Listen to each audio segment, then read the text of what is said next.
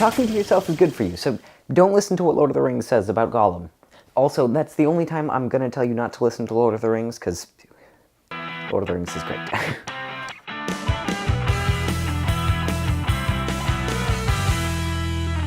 Hey friend, I'm Danny.Irizarry. Welcome to my actor log. Also, before I start, I just want to point out how well I accidentally coordinated my wardrobe with the background here. Just appreciate that for a moment. I'm actually in a hotel right near Pasadena. I am on the last legs of my journey to being on my own in California. Woo! So, let's do this. Today I'm talking about some of the improv practice I've been doing on my own in the car on the way from Chicago down to LA.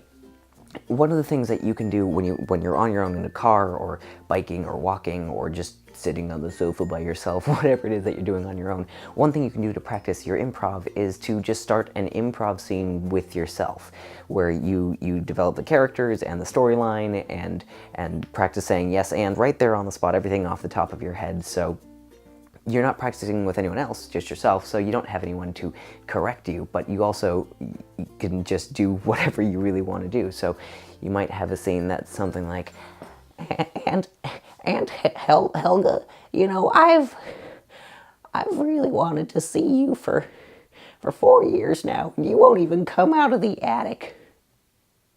I don't understand why you just leave me here. And Helga might be, well, you know, I don't know why I reversed those voices. Well, you know, I've been up here cleaning on my own this whole week, and you won't even come up and give me a hand. So you can just stay down there. I don't even want to see you. That may be the worst improv you've ever seen, but at least it's a good place to start. It's a good practice developing characters and creating a story, and the more you go, the more you practice, and the further you go with a scene, the funnier it'll get, and the more practice you'll get doing that, especially developing those characters and practicing yes and, because you can't say no to yourself.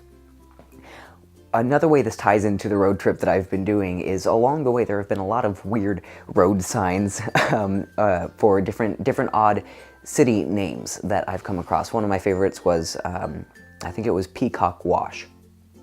And I played a little game with myself just trying to figure out what the backstory to those names may have been.